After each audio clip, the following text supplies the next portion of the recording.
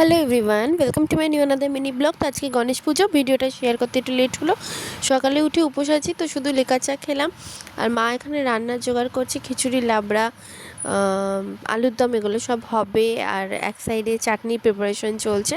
তো এগুলো করে ঠাকুরের বাসন সব কিছু ধোয়া ছিল, সেটা গুছিয়ে নিয়ে স্নান কমপ্লিট করে আমি আর মা দুপুরবেলা বসে পড়েছি।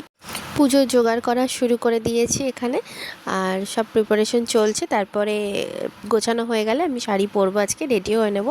তো এখানে শাড়ি পরে রেডি হয়ে নিলাম। আর দেখো, এক ঝলকে তোমাদের দেখিয়ে দিলাম কেমনভাবে সবটা জোগাড় করেছি। মাই বেশিরভাগটা করেছে, আমিও করেছি। আর এই হচ্ছে আমার গনু দাদা। আর দেখো, এখানে পুজোতে বসে পড়েছি আমি, মা আর কাকি। পুজো আমাদের হয়েছিল সন্ধ্যাবেলা, পুরোহিত মশাই এখানে চলে এসেছেন। আরতিটা দেখতে কিন্তু খুব ভালো লাগে। বাকি ক্লিপিং আর শেয়ার করতে পারিনি, খুব টায়ার্ড ছিলাম। রাতের মেনুটা এক ঝলকে তোমরা দেখে নাও। ভিডিওটা যদি ভালো লাগে, লাইক অ্যান্ড সাবস্ক্রাইব করতে ভুলো না।